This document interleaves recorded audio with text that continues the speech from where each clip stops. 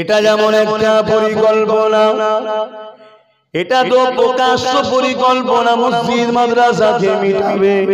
এর থেকে আরো ভয়ঙ্কর ভয়ঙ্কর পরিকল্পনা শুরু হয়েছে। কি পরিকল্পনা?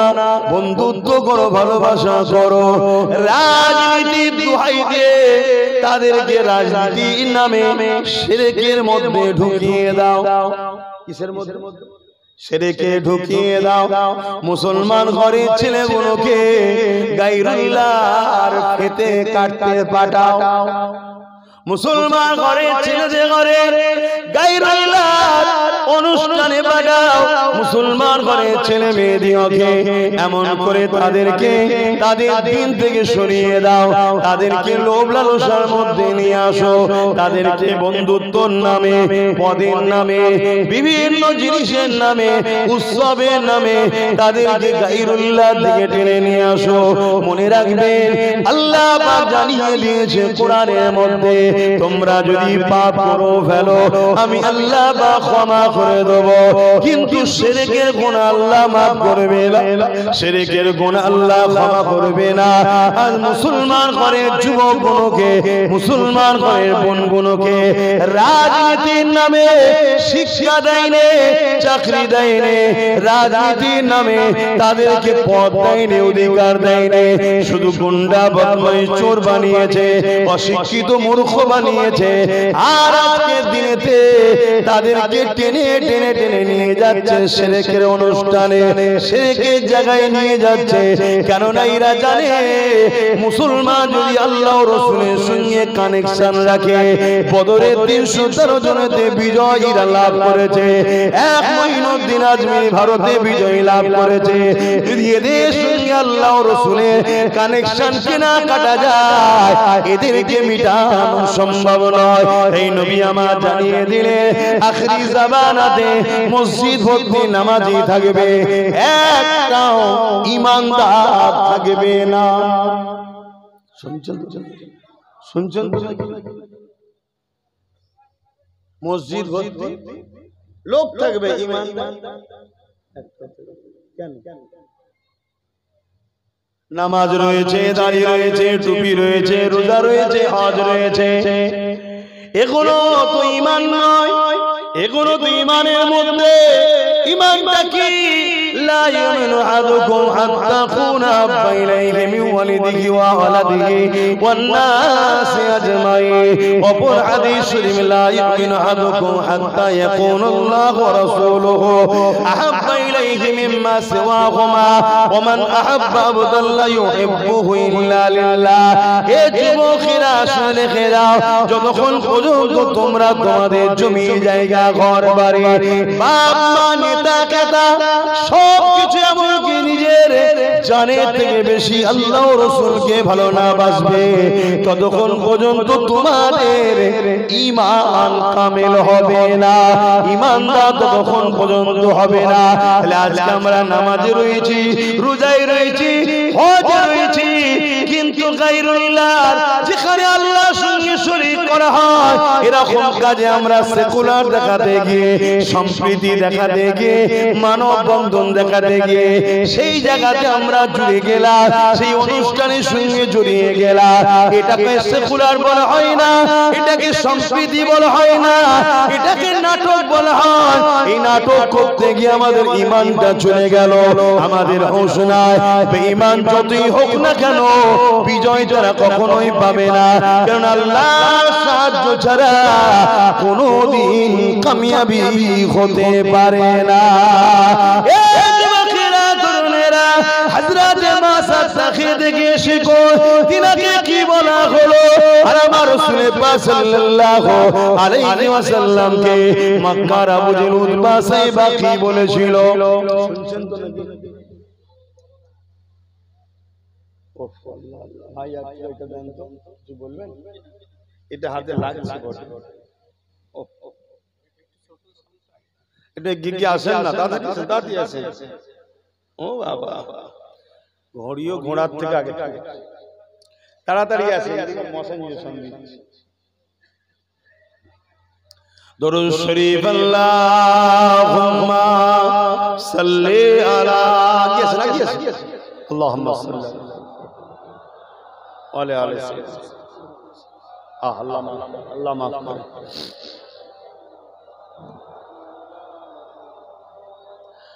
आने वालों ये तो बताओ शहर मदीना कैसा है। आने वालों ये तो बताओ शहर मदीना कैसा है। देख के जिसको जी नहीं भरता, देख के जिसको जी नहीं भरता, ओ मदीना ऐसा है। आने वालों ये तो बताओ शहर मदीना कैसा है। মদিনা শরীফ থেকে কারো কখনো জান ধরে নাকি? যারা গেছে জিজ্ঞেস করবেন, যারা জানেন আর কি বুঝবে। শুধু ব্যাংকে টাকা জমাচ্ছেন, গাড়ি করছেন, বাড়ি করছেন, করুন। 1-1.5 লাখ টাকা খরচ করে যাওয়া যায় না। এই জন বয়সে যাও, বুড়ো বয়সে লাস্টে হজ করতে গেছে, ভিড়ে চলে ধাক্কা খেয়ে গ্যালারি বাইরে বসে থাকবে। হ্যাঁ, জন বয়সে যাও। गुम्बद खजरा के छाए में, गुम्बद खजरा के साए में बैठ के तुम तो आए हो। गुम्बद खजरा के साए में बैठ के तुम तो आए हो।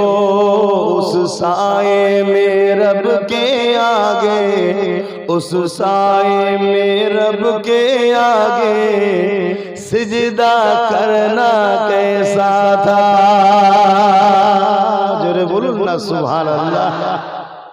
আল্লাহর বন্ধুর দরবারে গিয়ে সবুজ গম্বুজের নিচে বসে আল্লাহকে সিজদা করা, এই মজাটা কেমন ছিল? জোরে বলুন সুবহানাল্লাহ। কায়নাত তো নামাজ পেয়েছে আমার নবীর থেকে, আর সেখানে গিয়ে নামাজ পড়ার মজাটা একটু আলাদাই হয়, তাই তো নাকি? একটু নয়, তুলনায় হয়।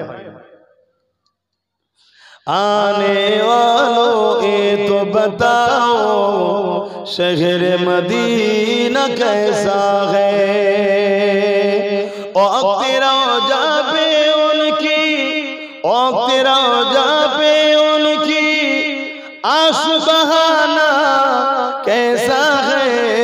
आने वालों ये तो बताओ शहर मदीना कैसा है। अल्लाहुम्मा सल्ली अला सय्यदना मौलाना मुहम्मद व अला आली।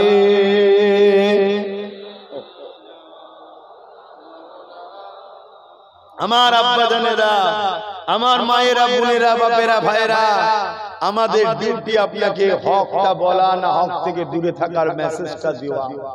নেবেন কি নেবেন না সেটা তো আপনার বিষয়। জবাব আমি লব না। ভুল কেন করলেন? জবাব আমি লব না। আমি কে? জবাব যিনি নেবেন তিনি তো আমার আপনার রব আল্লাহ।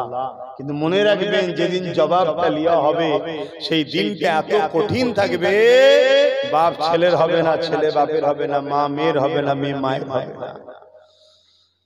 এই জমিন লোহা যেমন লাল হয়ে হয়ে গরম হয়ে লোহা আগুন হয়ে যায়, লাল হয়ে যায়, সূর্যের তাপেতে জমিনটা লাল হয়ে যায়। বর্তমান যে সূর্যের তাপ, এ থেকে 12 গুণ তাপ বেড়ে যাবে। আর মাথার এক বেগ দেখতে এক হাত উপরে নাবিয়ে দেওয়া হবে, মাথার ঘিনুগুলো গলে গলে নাক দিয়ে ঝরে ঝরে পড়বে। যুবক, গান শুনেছো? এখনো মাপের রাস্তা খোলা আছে। সিনেমা দেখেছো? খোলা আছে। যাত্রায় চলে গেছো? খোলা আছে। নামাজ কাজা করেছো? তওবা করো, খোলা আছে। রোজা রাখতে পারোনি? রেখে তওবা করো, খোলা আছে। এখনো সময় আছে। কিন্তু আল্লাহ ও রাসূলের দ্বীনের যদি দুশমন হও, যদি শিরক করো, নবীর সাথে বিয়াদবি করো, নবীর দিনে যদি দুশ্মনী করো বা দুশ্মনদের সাথ দাও। শুনছো যুবকরা কি বলছে? এটা বলা দরকার আছে না? না, এটা যখনই বলবো সমস্যা কি হবে? যারা তোমাদেরকে ভালোবাসার নামে জাহান্নামের প্রতীক বানাচ্ছে, সেই দুনিয়াদার বেঈমান কাফের মুশরিক নেতাগুলো তখন আমার গালিগালাজ করবে, আমাকে ডিস্টার্ব করবে, আমাকে দাওয়াত করলে ডিস্টার্ব করবে, জলসা কমিটির উপরে চাপ হবে, জলসা কমিটিকে নানা রকম পেরেশান করবে, হ্যারাসমেন্ট করবে। আর জলসা কমিটিকেও বলে দিই, এইসব সহ্য যদি করতে পারো তাহলে আমায় নিয়ে এসো, আর নাই দূরে থাকো। তেল দিয়ে কথা আমি কারো বলতে পারবো না, কেন এ দুটো হাত কারো বাপ আমায় দেয় না, এ দুটো চোখ কারো নানা দাদু আমায় দেয় না, এ দুটো পা আমার বাপ মা আমায় দেয় না। এই জিন্দেগিটা আমার বাপ মা দিওয়া নয়, এই জিন্দেগি আমাকে আমার আল্লাহ দিয়েছে। অতএব বাপ মাকে ভালোবাসতে আল্লাহর হুকুম। বাপ হলো জান্নাতের দরজা, মা হলো জান্নাত। তাই বাপ মাকে ভালোবাসতে হবে, এটা আমার আল্লাহ রাসূলের হুকুম। ভালোবাসো, আলহামদুলিল্লাহ। কিন্তু তা বলে এটা নয় যে আল্লাহ রাসূল ছেড়ে দিয়ে বাপ মার হুকুমে আল্লাহ রাসূলের বিরুদ্ধে কাজ করব না, ওটা চলবে না। কথা শুনছেন তো? এজন্য হক কথা বলি, বললে একটু ডিস্টার্ব হয়, জলসা কমিটির উপরে ডিস্টার্ব হয়, অসুবিধে হয়, চাঁদা অসুবিধে হয়। কথা বুঝতে অনেক মানুষ দিতে চায়, কিন্তু বলে যদি জানতে পারি তোর ঘরটা বোল্ডুজার দিয়ে ভেঙে দেবো। সে চিন্তা করছে 100 টাকা দিতে গিয়ে ঘরই চলে চলে। কথা বুঝতে তাহলে বলুন, এই জুলুমগুলো যারা করে তারা কি ফেরাউন না? কথা বলছেন না জানো? তোর ভালো লাগে না তুই নিবি না, যার ভালো লাগে সে নেবে। কি তুই তোর মতো বলবি, আমি আমার মতো বলবো, যার ভালো লাগবে আমার কথা সে নেবে, যার ভালো লাগবে তোর কথা তুই নিবি, নেবে, অসুবিধা কি আছে? বলছেন না, আমি তো খুল্লার মধ্যে ঝোড়া চাপা দিয়ে রেখেছিলাম, আব্বাস সিদ্দিকী খুল্লাও খুলেছে, ঝোড়াও খুলে সব বার করে দিচ্ছে। বেরো, চলো, গোলামি নয়, স্বাধীন হও, নিজের পায়ে দাঁড়াও। একমাত্র যদি কারো, একমাত্র যদি না একমাত্র আমরা দাস দাসী হলাম আল্লাহর। জোরে বলুন সুবহানাল্লাহ। আমাদের উপরে পাওয়ার চলবে আল্লাহ, আমাদের উপরে হুকুম চলবে রাসূলুল্লাহ, বাকি কারো না। ঠিক না বেটা? তোকে ভালো লাগে, ভালোবেসেছি, ভালোভাবে চলবি, সাথ দেবো। যেদিন মনে হবে তুই বদমাইশি করছিস, তোর থেকে সরে যাব, তুই বলবি না বদমাইশিও করবো, সত্যও দেবো না, এ দাদাগিরি চলবে না। এটা একমাত্র আল্লাহ ও রাসূলের মানায়, বাকি কারণ। কেন তারা কখনো জুলুম করেও না, করতে পারেও না, নামুমকিন। তারা আমার একজন স্রষ্টা, আর একজন হলো স্রষ্টার সঙ্গে আমাদেরকে জুড়ছে। জোরে বলুন সুবহানাল্লাহ।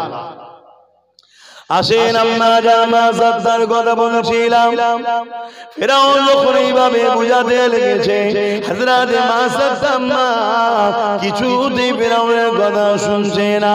ফেরাউন রেগে গিয়ে সৈন্যদেরকে জাল্লাদকে হুকুম করে দিল, ছোট বড় বাচ্চাটাকে নিয়ে গিয়ে গরম করা তেলে ফেলে দিল। আরে ভেবে দেখো তো দেখি, সামান্য গরম হাড়ি যদি লেগে যায় কি কষ্ট না হয়? টকবক করা গরম তেলেতে হযরত মাসাত্তার বড় ছেলেকে গরম তেলেতে ফেলে দিল। বাচ্চা ছটফট ছটফট করতে করতে থেমে গেল। এ যুবকেরা মায়ের চোখের পানি বুকে ভিজতে লেগেছে, গড়িয়ে গড়িয়ে পড়তে লেগেছে। আরে আসমানের দিকে আওয়াজ তুলে বলতে লেগেছে, হে আল্লাহ, সন্তান ছিল আমার, কিন্তু বান্দা তো আপনার। আমি মা হয়ে যদি ছেলেকেই জুলুম থেকে কষ্ট ব্যথা পাই, আমার চোখ দিয়ে যদি পানি বেরোয়, হে আল্লাহ, আপনার বান্দার উপরে যে জুলুম করেছে তার বিচারটা আপনি করবে। পরীক্ষা শুরু হয়েছে, আমাদেরও পরীক্ষা নেবে তো নাকি? হ্যাঁ, আমাদের অবশ্য পরীক্ষা খুব ছোট ছোট, এতেই ফেল হয়ে যাচ্ছে, আমরা এতেই ফেল হয়ে যাচ্ছে। আগেকার এই যে মুরব্বী বাপজান গুলো বসে আছে, আমার মনে হয় 7-8 ভাই বোন হবে, তাই তো নাকি আব্বা? একটু বলেন না, 7-8 জন হবে তো নাকি? হ্যাঁ। ছোটবেলায় না খেয়ে মানুষ হয়েছেন নাকি? ছোটবেলায় না খেয়ে মানুষ হয়েছে? হয়তো আসাম এক বাটি খেয়েছেন, আপনার এক বাটি আসাম এখন 1000 পিস মুসাম্মি নেবুতেও তো উপকার নেই, ওই এক বাটি আসামে যাচ্ছে। কি বলা ভুল হচ্ছে নাকি? হ্যাঁ, আমার আব্বা জানের মুখে শোনা যে বাবা তোমার ব্যাপারই আলাদা এখন, কিন্তু আমি রুটি আকাশের দিকে ধরলে রাত্রিরে চাঁদ দেখা যেত, এত পাতলা, তার ভিতরে মাঝে মাঝে ছিঁড়াও আছে। তাহলে বলো, কিন্তু এরপরও কেউ না খেয়ে অভাবী এরম কেউ ছিল না। বাপ ঠিক ছেলেকে খাইয়েছে, আল্লাহ খাইয়েছে বাপের ওসিলা। আর এখন একখানা দেড়খানা, মানে একটা এসেছে, একটা হয়তো আছে, আসবে। এতে আমাদের যা অভাব যেন শেষ হচ্ছে কি, যত আছে আছে তাও যেন হচ্ছে নেই। কেন বলেন? গরুর বছরে একটা বাচ্চা হয়, চারিদিকে তাকাবেন গরু দেখা যায়, গরুর বাচ্চা দেখা যায়। আর কুকুরের বছরে 7-8টা হয়, কুকুরের বাচ্চা দেখা যায়। কেন বলেন তো? এটা হালাল, এটা হারাম। আগেকার সময় আমার মুরব্বী বাপেদের আব্বাদের সব পয়সা টয়সা, বাপেদেরও পয়সা হালাল ছিল। এখন আমাদের জামিল হয়ে গেছে, ঢুকে যাচ্ছে, না জেনেও ঢুকে যাচ্ছে। এই জন্য এক গাদা থাকার পরও নেই। কথা বুঝছেন তো নাকি? আজ বড় পরিকল্পনা নানান দিক দিয়ে চলছে, ভেবে ভেবে চলো, হালাল হারাম দিকে থাকে। যে কোনো জিনিস খাবার আগে ভেবে চিন্তে খান, কথা বুঝলেন? একদিন মিডিয়ায় দেখছিলাম চা পাতাতে গোবর মিশাচ্ছে। চা পাতাতে কি মিশাচ্ছে? গোবর। সেদিন থেকে চা খাওয়া ছেড়ে দিয়েছি। আচ্ছা, কথা বুঝে আসছে? কি হবে? চা চা আমাকে খেতেই হবে, আমি কি তার গোলাম নাকি? চায়ের তার কথাই শুনতে হবে, আমাকে তো খেতে হবে। তার থেকে শুধু গরম পানি খাবো, কথা বুঝে আসছে? যদি ভালো লাগে গরম পানি খাই, গরম পানি খাই, কথা বুঝে আসছে? আপনারাও খাবেন, প্রতিদিন সকালে উঠে বাসি মুখে একদম হালকা কুসুম গরম পানি, পাতি লেবুর রস, মধু দিয়ে গুলে খাবেন। আর না হয় শুধু মধু গরম পানি খাবেন, না শুধু গরম পানি খাবেন। সকালটা শুরু করবেন হালকা কুসুম গরম পানি দিয়ে, ভালো দিন যাবে। রাত্রে শোবার আগে মিনিমাম আধ-এক ঘন্টা আগে 1 গ্লাস হালকা কুসুম গরম পানি খেয়ে শোবেন। সকালে উঠার সাথে সাথে পুরো একদম ভালো তারে হয়ে যাবে, সারা দিনটা মন ফুরফুরে থাকবে। বুঝতে পারছেন তো নাকি? আরে সব সিস্টেম ইসলামে আছে, আমরা ছেড়ে দিয়ে তার পিছনে ছুটছি। নিজের দোকানে সব টাকার বড়, এর দোকানে উকি, ওর দোকানে উকি, তার দোকানে উকি, যত পচা ভেজাল খাবার গুলো টানাটানি করছে। এজন্য তাজ আমাদের মরণ এত দুর্দশা। যা সময় দিয়ে খেয়াল করে আম্মা জানের কথাটা একটু শেষ করে দিই। ফিরাউন আবার বলতে লাগলো, মা সর্দারে, এখনো দুটো বাচ্চা নিজের জানটাকে নিয়ে করে যা, আয় আমাকে খোদা বলে মেনে নে, মুসা যে প্রচারটা করে যে ছেড়ে দে। এ যুবকেরা, তরুণীরা, বাবেরা, একজন মহিলা কত দুর্বল হয়, তারপর তো ইমানটা কত পাওয়ার ছিল। মিশরের রাজা একটা মহিলাকে নত করতে পারছে না, আর আজকে আমাদের জন নেতা ছেলেগুলোকে সামান্য চুনোপুটি নেতাগুলো জব্দ করে দিচ্ছে। কি করছে না? কারণ ঈমান দুর্বল। ঈমানের কাছে আমেরিকা হোক আর যেই হোক সবাই হার মেরেছে। তাদের কাছে পারমাণবিক শক্তি থাকতে পারে, প্যালেস্টাইনকে মেরে মেরে মেরে মেরে মেরে পুরো শেষ করে ফেলছে, তারপরও নত করতে পারছে না। ঈমানের কাছে মাথা নত সবাইকে করতে হবে। হে যুবকেরা, ঈমান নবীর প্রেম ও আদবের নাম। জোরে বলুন সুবহানাল্লাহ। তুমি যত নবীকে প্রেম করবে, আদব করবে, তোমার ঈমানের পাওয়ার তত বাড়বে। দাড়ি টুপি নামাজ রোজা এগুলো সব ঈমানের মধ্যে, এগুলো আমল। এগুলো কি আমল? বাবেরা, নওজওয়ানেরা, তরুণেরা, হযরত আম্মা জান্মা সবতে কি কথা বলতে লেগেছে। এ ফেরাউন, বারবার তুই একই কথা বলছিস, আমি তোকে শেষবার বলে দিলাম তুই যাই চেষ্টা করিস না কেন, আমি আমার স্রষ্টা আল্লাহকে ছাড়বো না, আমি তিনার পক্ষ ছাড়া অন্যদিকে যাব না। এই জালিম উচিত হবে পরিবর্তন হয়ে যা। কিন্তু ফিরআউন রেগে গিয়ে আবার হুকুম করলো, দ্বিতীয় ছেলেটাকে গরম করার তেলেতে ফেলে দিল। ছেলেটা ছটফট করতে করতে থেমে গেল। এবারে ফিরআউন বলতে লেগেছে, মা সাত্তারে, তোর বুকে যেটা জড়িয়ে ধরে রেখেছে ওই কোলে বাচ্চাটাকে যদি বাঁচাতে চাস আমাকে খোদা বলে মেনে নে, আমার দলে চলে আয়, মুসাকে ছেড়ে দে। এ যুবকেরা, তরুণেরা, বাপেরা, আজ বড় দুঃখের সাথে বলতে হয় আমাদের ঈমান কোথায়, একজন মহিলার ঈমান কোথায়। মায়েরা এমনি বড় দুর্বল হয়, কিন্তু ঈমানদার মা কখনো দুর্বল হয় না, ঈমানদার পুরুষ কখনো দুর্বল হয় না। একজন ঈমানদার মহিলা পৃথিবীর রাজার কাছে মাথা নত করছে না, মিশরের জালিম রাজার কাছে মাথা নত করছে না, এবং জালিম রাজা হাঁপিয়ে যাচ্ছে তাকে, কিন্তু তার মনের মতো বানাতে পারছে না, তার পথে আনতে পারছে না।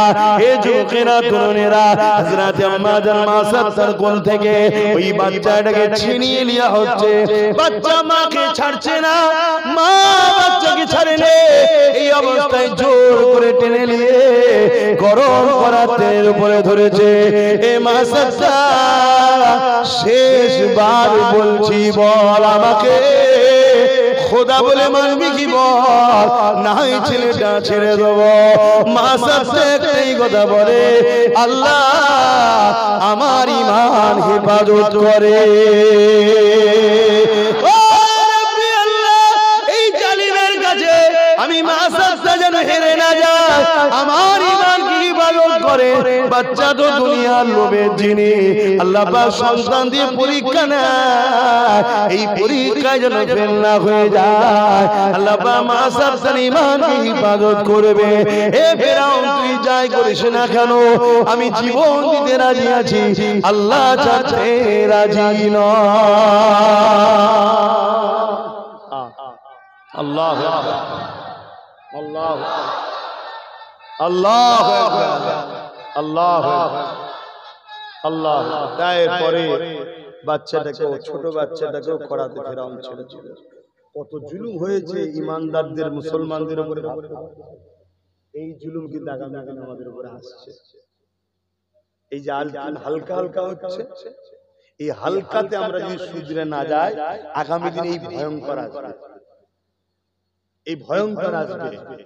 বড় বড় ক্যাম্প তৈরি করা হবে, সেই ক্যাম্পে নিজে বন্দী করা হবে, ভরা হবে। সেই ক্যাম্পে যদি আপনার একটা বাচ্চা জন্মগ্রহণ করে, নারী, তাকে হত্যা করে দেওয়া হবে। আর যদিও কোনো নারী বেঁচে যায়, যদি রূপবান হয়, সুন্দরী হয়, বড় বড় সাহেবদের রাত্রিরে ভোগের পাত্রী হবে। ভাষা খারাপ লাগছে নাকি?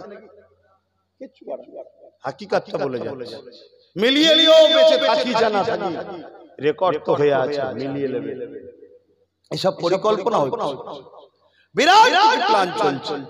আর এই প্ল্যানের বিরুদ্ধে আব্বাস সিদ্দিকী লড়াই করে যখন তোমাদেরকে আহ্বান করছে, আসো আমার সাথে শক্তিশালী করো।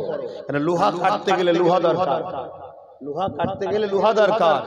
ইনি মৌলানা সাহেব, ইনি ইমাম সাহেব, আমি পীরজাদা, পীর সাহেব, বক্তা সাহেব, ইনি ইমাম সাহেব, মৌলানা সাহেব, আলেম সাহেব, ঠিক আছে। কিন্তু আমরা এই সমাজের মানুষকে বাঁচাবার জন্য যখন মেসেজ দিচ্ছি যে আসো, অন্যায়ের প্রতিরোধ করার জন্য ঢাল দরকার, ঢাল তৈরি করো। আমার কওমের লোক, জাতির লোক ভুল বুঝছে, এই কথা বুঝছেন না? এত ভয়ানক দিন আসছে আগামী দিন, কি ভয়ানক পরিস্থিতি। তো ভাইয়েরা আমার, হযরত আম্মা জান মা সাত্তার হুজুর চোখ ভরা পানি নিয়ে কাঁদছে, আল্লাহ আল্লাহ, এই কঠিন মুহূর্তে আপনি আমার ঈমানকে বাঁচান, কঠিন মুহূর্তে আপনি আমার ঈমানকে বাঁচান আল্লাহ।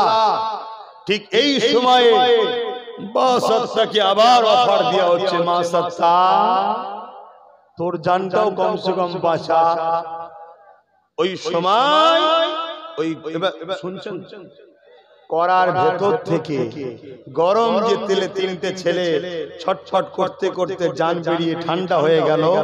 সেই তিন ছেলের জবান থেকে আওয়াজ আসছে, মা এইটা দুনিয়াতে লোক দেখছে গরম করা তেল, কিন্তু এই গরমের মধ্যে আল্লাহর জান্নাতে স্বাদ আছে। জোরে বলুন, আরো জোরে বলুন। এ মুসলিম উম্মাহ, এ যুবকেরা, তোমরা দেখছো আব্বাস সিদ্দিকীর দিকটা বড় ভয়ঙ্কর, বড় বিপদ, বড় জুলুম, বড় কষ্ট। আল্লাহর জাত পাকের কসম করে বলছি, এর মধ্যে যে শান্তি আছে, তোমার এই জালিম অত্যাচারী জুলুমের সাম্রাজ্যের দিকে সে শান্তি নাই। আমি তোমায় বলছি, মিলিয়ে নাও, শান্তি নাই। কথা মাথায় ঢুকছে না? আরে মৃত্যু তো তোমারও হবে, আমারও হবে। মৃত্যু তো জালিমেরও হবে, মজলুমেরও হবে। মৃত্যু তো মিথ্যাবাদীদেরও হবে, সত্যবাদীদেরও হবে। মৃত্যু তো ধনীরও হবে, গরিবেরও হবে। মৃত্যু তো অন্যায়কারীদেরও হবে, ন্যায়পরায়ণদেরও হবে। কিন্তু মনে রেখে দিও, ন্যায়পরায়ণকারীরা, সত্যবাদীরা, মজলুমেরা, ইনসাফ পরায়ণকারীরা হয়তো গুটি কত দিন একটু পরীক্ষা আল্লাহ লিখছে, তাই কষ্ট লাগছে তোমাদের নজরে, কিন্তু যারা প্রকৃত প্রেমিক হয় তাদের একটা আনন্দও লাগে। এ বিষয়ে আর একটা আমার কথা বলি। আমার রাসূলুল্লাহর কলিজার টুকরি খাতুন জান্নাত ফাতেমা জাহরা রাদিয়াল্লাহু তাআলা আনহার কথা বলি। এ যুবকেরা, তরুণেরা, আজ আমার মায়েদের দূর থেকে আওয়াজ দিয়ে বলি, মা মশলাটা জেনে নাও, স্বামী যদি হারাম ইনকাম করে, মহিলাকে যদি স্ত্রীকে, কন্যা সন্তানকে খাওয়ায়, এর জন্য ওই কন্যাকে, ওই স্ত্রীকে জবাব আল্লাহর কাছে দিতে হবে না। শুনছেন তো? কেন পুরুষের আন্ডারে মহিলা, বিবাহের আগ পর্যন্ত একটা মেয়ের তার থাকা, খাওয়া, ওষুধ পানি, পড়াশোনা, সমস্ত কিছু দায়িত্ব হলো বাপের। বাপকে মেহনত করে তার কন্যার মুখে খাবার তুলতে হবে, তার জামা কাপড়, থাকা, চিকিৎসার ব্যবস্থা বাপের। কি করে পারবো জানি না, এটাই আল্লাহর কাজ। পেরে তোমাকে পরিশ্রম করতে হবে, হালাল ইনকাম করতে হবে। কে বলেছে জমিনে আল্লাহর রহমত রুজি ভরে আছে? তুমি বেরো, তুমি তালাশ করো এবং তাহাজ্জুদের সিজদায় পড়ে বলো, মালিক আমার সংসারে বড় অভাব, তুমি গায়েবী সাহায্য করো। কে দেখা যাবে তোমাকে এসে বলবে, আরে অমুক তুই কি করছিস না, আর বলুন এই ভ্যান চালিয়ে চলছে, এক কাজ কর, আমার ওখানে একটা কারখানা খুলছিলাম, তুই একটু দেখাশোনা করবি, মাস গেলে তোকে 30,000 টাকা দেবো। কোথা থেকে আল্লাহ তোমার লোক পাঠাবে সেটা আল্লাহ জানে। তুমি খোঁজ করো, তুমি তাহাজ্জুদ করে আল্লাহকে বলো। কথা কিছু বুঝছেন না, বোঝেন না? কিন্তু বিবাহ হয়ে যাওয়ার পর ওই মহিলাটার দায়িত্ব হলো তার স্বামী, তার থাকা, খাওয়া, চিকিৎসা, সুখ শান্তি সব কিছু স্বামীর দায়িত্ব। স্বামী যখন দুর্বল বা ইন্তেকাল হয়ে যাবে বা বয়স হয়ে যাবে নারী, তখন তার সমস্ত দায়িত্ব তার ছেলের। শুনছেন তো নাকি? তাহলে মেয়েদের আল্লাহ কিয়ামতের দিন একটাই প্রশ্ন করবে, তুমি আমার জন্য কি করেছো বলো। আর পুরুষদের কি প্রশ্ন হবে, তুমি আমার জন্য কি করেছো বলো। যদি 100% ঠিক হয়েও যায়, তারপরে বলবে তোমার ছেলে আমার জন্য কি করেছে বলো। আল্লাহ ওটা ছেলেকে জিজ্ঞেস করেন না, তুমি গার্জিয়ান বলো। শুনছেন? আর মহিলাকে কি জিজ্ঞেস করে কি করেছো বলো। মহিলা যদি উত্তর দিতে পারে, আল্লাহ বলবে যাও জান্নাতে। তাকে স্বামীর জন্য জিজ্ঞেস করা হবে না, ছেলে মেয়ের জন্য জিজ্ঞাসা। শুনছেন তো নাকি? এটা মাথায় ঢুকাও। এরপরও নবী বলছে জাহান্নামে নারীদের সংখ্যা বেশি হবে। এত সহজ নারীদের জান্নাত যাওয়ার পরও নারীদের সংখ্যা বেশি হবে। কেন? দুনিয়ায় যুগে যুগে একদল শিয়ালদের পাল্লায় নারীরা পড়েছে, একদল শিয়ালদের পাল্লায় নারীরা পড়েছে। শিয়াল দেখবেন আন্দোলন করে যে মুরগিগুলোকে খাঁচার মধ্যে বন্দী করে রাখে, মুরগির মালিক বড় খারাপ, বড় বদমাইশ, এজন্য আন্দোলন করে যাতে মালিক ছেড়ে দেয়, শিয়াল লুটে লুটে খায়। আমরা ইসলামের বিরুদ্ধে একদল নারী লোক বলে ইসলাম নারীদেরকে পর্দায় রাখে, ওদেরকে ঘরে রাখে, ওদেরকে এইভাবে জুলুম করে। এটা মূলত শিয়াল মার্কা মানুষ। এদেরও লক্ষ্য নারীরা বাইরে বেরোবে, অর্ধ উলঙ্গ হয়ে বেরোবে, আর এই শিয়াল মার্কা পুরুষগুলো তিলোত্তমা বোনকে যেমন করেছে ওই রকম মুছে মুছে খাবে। শুনছেন তো নাকি? তো যা কে বুঝবে না বুঝবে, আমার মা বোনগুলোর তো বোঝা দরকার ছিল যে আমাকে যিনি বানিয়েছে সেই আল্লাহ বলেছে তুমি নিজেকে ঢেকে রাখো সৌন্দর্য। শুনছেন তো নাকি? আমার তো মা বোনগুলো বোঝার দরকার ছিল, কিন্তু আমার মা বোনরা বোঝে, বোঝে। এখন সব কি সব নিয়ম বেরিয়েছে, হ্যাঁ কি সব নিয়ম বেরিয়েছে এখন সব। তো ভাইরা আমার, সেই জায়গায় আবার অনেক সময় আমার কোন ইমাম সাহেব ভাই জলসা করছিলেন, আমার আগে কি আপনি আমার এই ভাই ওয়াজ করছিলেন, একটা কথা বললো আমাকে ভালো লাগলো। হ্যাঁ, আমি জলসা কমিটি থেকে এইভাবে বলি, আমি তো প্রথম জলসা দিনে করা শুরু করে দিয়েছিলাম, জানেন তো নাকি? তার প্রধান কারণ ছিল জলসার নামে মেলা হতো, যেটা সম্পূর্ণ হারাম। ধর্মের নামে হারাম কাজ করা, কমিটিও জাহান্নামে যাবে, বক্তাও জাহান্নামে যাবে। শুনছেন না? শুনছেন? এজন্য আমি কি করলাম যে না, দিনে যদি হয় যাব না। কেন? দিনের বেলা চোখ খোলার জায়গা থাকে, হই হই করতে পারে না, আর রাত্রি হলে লাইটিং হবে, একটু বেরোই না রে, বিভিন্ন কুটুম আসবে, কই বোঝাচ্ছে না, সব ঘুরতে বেরোবে, ওই জন্য দিনে করে দিলাম। এবারে লাস্টে অনেকটা পরিবর্তন হয়েছে, এখন মাঝে মাঝে কাউকে রাত্রিরে গিয়ে দেখছি যে সব জায়গায় একটা জায়গায় বিগড়ে যাচ্ছে, খাতায় নোট করছি অমুক জায়গায় আর রাত্রিরে যাওয়া যাবে না। কেন? ওরা ডিসিপ্লিন ভঙ্গ করেছে, দোকান দিয়েছে, মেলা দিয়েছে। শুনছেন তো নাকি? খাবার দোকান দেয় তবু একটা আলাদা বিষয়, কিছু কিছু জায়গায় লাগোদ্দুন্না, তারপরে কি হাত ছাপা, নৌকো, কিচ্ছু বাদ দেয় না। তুই যেন মনেই করবি জলসা দিচ্ছিস কেন? তুই তো সবটাই তো ইসলাম বিরোধী করলি, আর এটা দিয়ে মানে বেঁধে ইসলামকে কষ্ট দিয়াটাই, বেঁধে কষ্ট দিয়া। তো যাক, আমি ওইদিকে বলতে গেলে যা আম্মা জান হুজুরের কথাটা বলতে পারবো না, যাক আমি যে কথা বলে যাচ্ছি, আমার মায়ের একটু মন দিয়ে শোনো। আমার অষ্টা আম্মা জান খাতুনে জান্নাত ফাতেমা জাহরা রাদিয়াল্লাহু তাআলা আনহা, জিনার আব্বা দোনো জাহানের বাদশা, দোনো জাহানের সুলতান, দোনো জাহানের নবীদের নবী, সরদারদের সরদার, জোরে বলুন সুবহানাল্লাহ। তিনার কন্যা খাতুনে জান্নাত কয়েকদিন ঘরে খাওয়া হয়নি, হযরতে মাওলা আলী হয়নি, ইমাম হাসান হোসেনের হয়নি। এই সময় খাতুনে জান্নাত তিনি ঘড়ি দেখে ফেলেছি তো মন এবার অন্যদিকে চলে গেছে, 1 ঘন্টায় পৌঁছাতে হবে এক জায়গায়, অনেক দূরে। তো এই জন্য খাতুনে জান্নাতকে মাওলা আলী এসে বলছে, এ আমার প্রাণের স্ত্রী, তুমি আল্লাহ নবীর কন্যা, আমি তোমার স্বামী। কি সংসার তাদের! কোনদিন তোমাকে দুবেলা পেট ভরে আমি খাওয়াতে পারলাম না। হযরতে খাতুনে জান্নাত মুচকি হেসে বলছে, আমি আপনার উপরে রাজি। জোরে বলুন সুবহানাল্লাহ। পৃথিবীর শ্রেষ্ঠ পুরুষ তো সে যাকে তার স্ত্রী বলবে আপনি শ্রেষ্ঠ, আপনি ভালো। কথা বুঝা আসছে? আর হযরতে মাওলা আলীও বললেন, এ ফাতেমা রাদিয়াল্লাহু তাআলা আনহা, আমিও আপনার উপরে রাজি। জোরে বলুন সুবহানাল্লাহ। ওই মেয়ে জান্নাতি যার স্বামী বলবে আমি তোমার উপর খুশি। জোরে বলুন সুবহানাল্লাহ। কি নিয়ামত আল্লাহ ইসলামকে করেছে! একে অপরের কাছে আল্লাহ জড়িয়ে রেখেছে, একে অপরের সঙ্গে জড়িয়ে রেখেছে। কোরআনে আল্লাহ বলছে, নারীরা হলো পুরুষদের জামা, পুরুষরা হলো নারীদের জামা। কেউ কারো ইজ্জতকে কখনো টেনে খুলতে দেয় না। আল্লাহ দেখুন কিভাবে একে অপরকে জড়িয়ে রেখেছে। তো যাক, আমি ওদিকে যাচ্ছি না। হযরতে মাওলা আলী রাদিয়াল্লাহু তাআলা তিনি বললেন যে আমি আপনার আব্বাজানের কাছে কি যাব? কেন? আমার নবীর কাছে অনেকে নজরানা দেয়, নজরানা পর্যন্ত নাকি? কথা বলছেন না কেন? এখন যেগুলোকে আমার একদল ভাইরা বলছে হাত পেতে খাওয়া। কি পেতে খাওয়া? জোরে বলবেন তো? বলে না ওরা হাত পেতে খায়, বলেন একদল লোক। ওরা বলতে কারা? হুজুররা।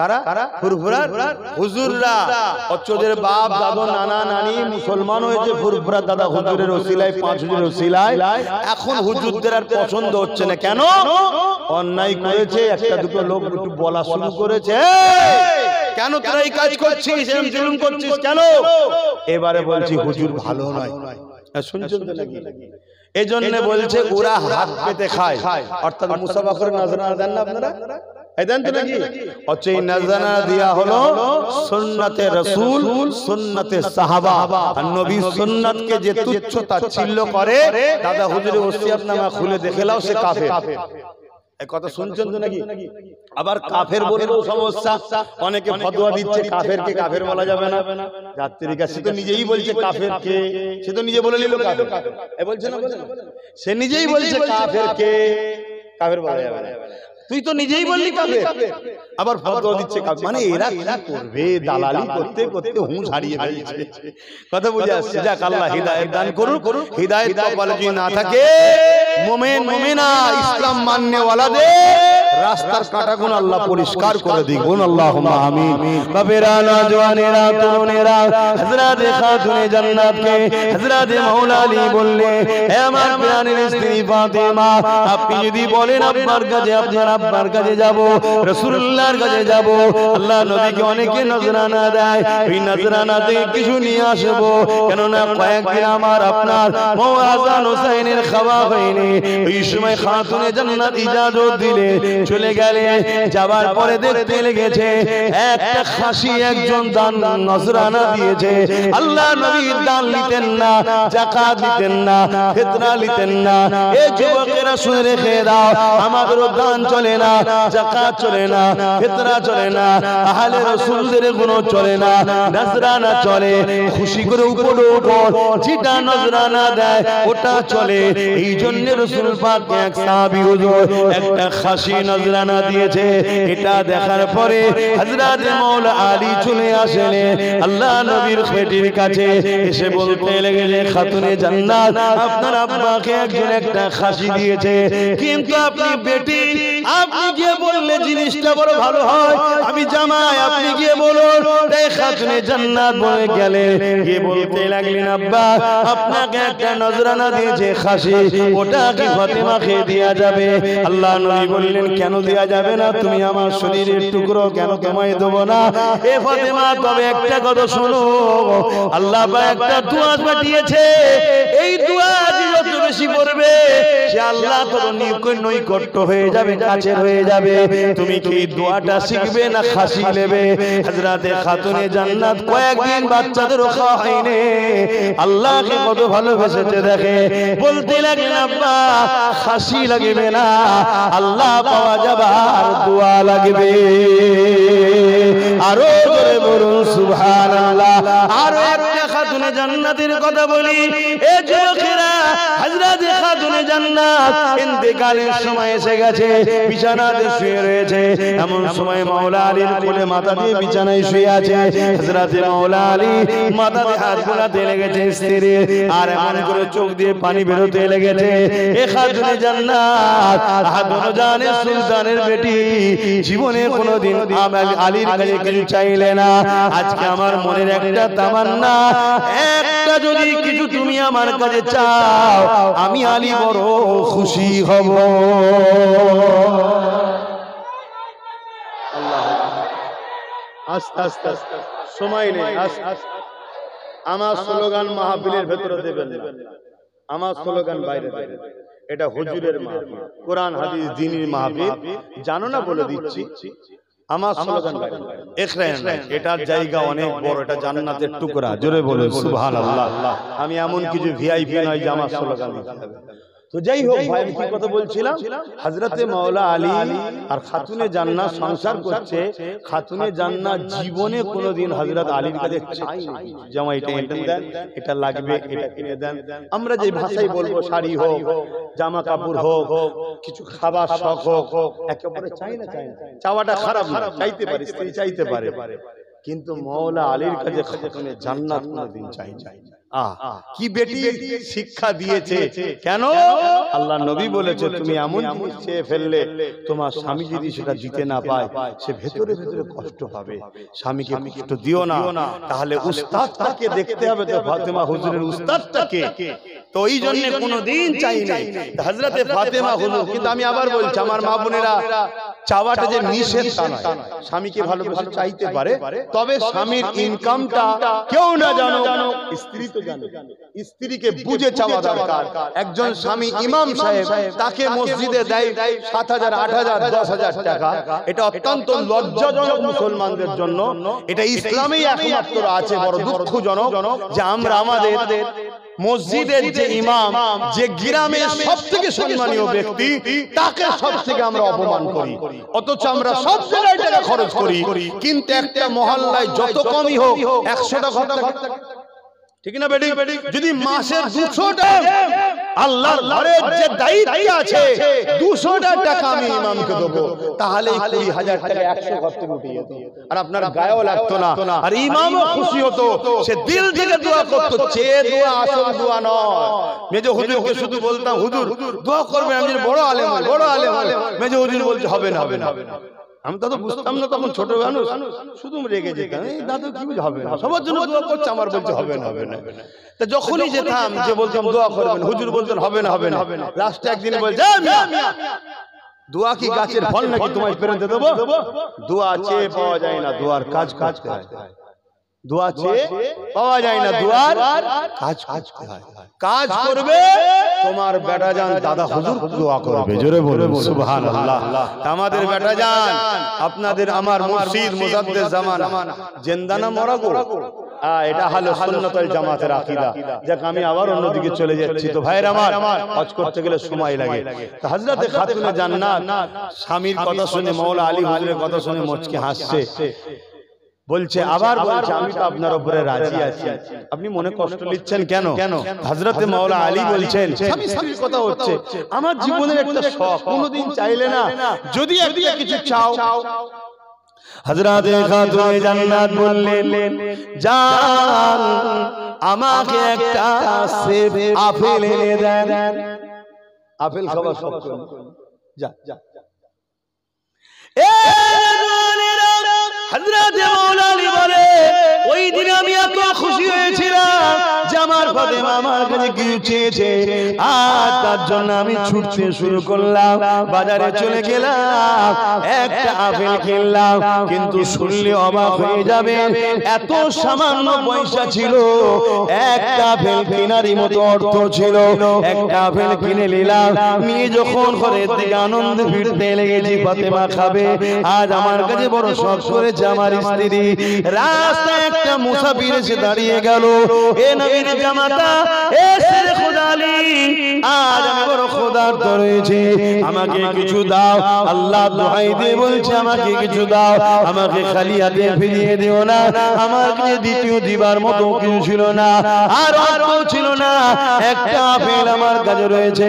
একবার মনে হচ্ছে আমার স্ত্রী ফাতেমা কোনোদিন আমার কাছে কিছু চাইলো না, আজকে চেয়েছে, এটা আমি নিয়ে যাচ্ছি স্ত্রীর জন্য।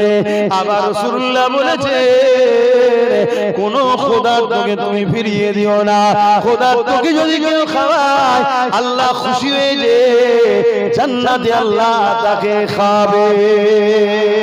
এই মনের মধ্যে লড়াই হতে হতে হযরতে মাওলা আলী ওই আপেলটা, ওই ফলটা ওই খোদার্তকে দিয়ে দিলে, মাথাটা হ্যাট করে মনটা খারাপ করে যে ঘরের মধ্যে ঢুকতে লেগেছে, হযরতে খাতুনে জান্নাত মুচকে এসে বলতে লেগেছে আমার প্রাণের স্বামী, আপনি আমাকে ফলটা খাওয়ালে আমি খুশি হতাম, আপনি খুশি হতে, কিন্তু আমার আল্লাহ আপনার কাজে খুশি হয়ে গেছে। আরো জোরে বলুন সুবহানাল্লাহ।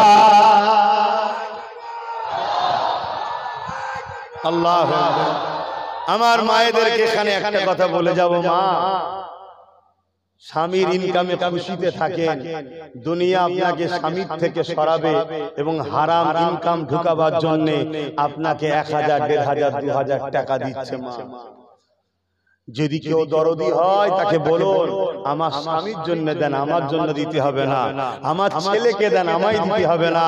যদি সত্যি দরদি হয় ছেলেকে দেবে, আপনাকে দেবে, স্বামীকে দেবে, তাকে বলুন আমার ছেলেকে দিলে আমি আপনার সাথ দেবো। তো আমাকে দিচ্ছেন কেন সাথ দিবার আশায়? যদি সত্যি সাথ দিবার আশায় হয় আমার স্বামীকে দেন, আমি আপনার সাথ দেবো। ওরা দেবে না, ওরা মেয়েকে দেবে। কেন? এই 1000 টাকা হলো নারীর ইনকাম, এই টাকাটা মদের টাকা, সুদের টাকা, দেহ বিক্রি করার টাকা। এ মা, এটা ইসলামে হালাল। কিভাবে আমার জাতির মেয়েদের ঘরে খারাপ করছে বুঝতে পেরেছো?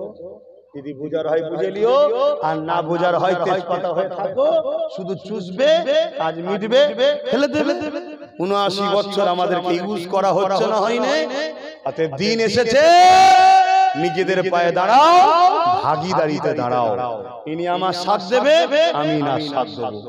কথা বুঝে আসছে না? আমি কম, আমি কমেতে খুশি। ইনি বেশি, ইনি বেশি, কিন্তু সব নেবে বললে হবে না। কথা বুঝছেন না? বোঝেন না? সব নিলেই ইনার কাছে চাইতে যেতে হবে। না, আমি তোমার কাছে চাইবো। তুমি কে? তুমি দিয়ে বলবে আমি দিয়েছি, আমি দিয়েছি, আমি দিয়েছি। ও কত শুনতে আমি রাজি নয়। ভাগীদারিতে আসো। তোমার দরকার হয় 70% লেবে লাও, 30% আমায় দাও। কথা বুঝতে পাচ্ছেন তো নাকি? দিনের স্বার্থে বলে গেলাম, যদি আজকে 30% আমার থাকতো তাহলে কেউ বলতো না দিল্লি চলে যা। মনে পড়ছে তো নাকি? কেউ বলতে পারতো এই যে চেয়ারটাই বসে আছি, কটা পায়া আছে? যদি 3টে হয় বসা যাবে। তা 3টে তুমি লেবে লাও, একটা পায়া আমাদের হাতে রাখা দরকার আছে না? আমি পা লাগিয়ে দেবো, তুমি বসো না। কিন্তু বসে যদি দিল্লি দেখাও, তোমায় তুলে দিয়ে আমার পাটা খুলে নেবো, সরকার করে যাবে। তাহলে চোখ দেখাতে পারবে না। এইটুকুই বলে গেলাম, আর সময় নেই। ইয়া নবী,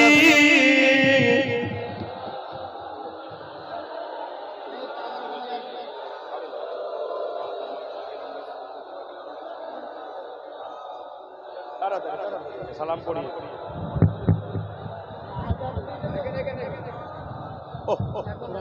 রেখেছি আল্লাহ সামনে। তালাল বদর আলাইনা মিন শানিয়াতিল ওয়াদা ওয়াজাব শুকর আলাইনা মাদা লিল্লাহ আহিদাই ইয়া নবী সালাম ইয়া রাসূল ইয়া হাবিব সালাম। কঠিন হাসরের দিনে কি আছে মোদের কপালে, গুনাহগার উম্মাত আপনার লইবেন সঙ্গে মাহশরে। ইয়া নবী সালাম ইয়া রাসূল ইয়া হাবিব সালাম সালাওয়াতুল্লাহ। সকলে বসে, সকলে বসে।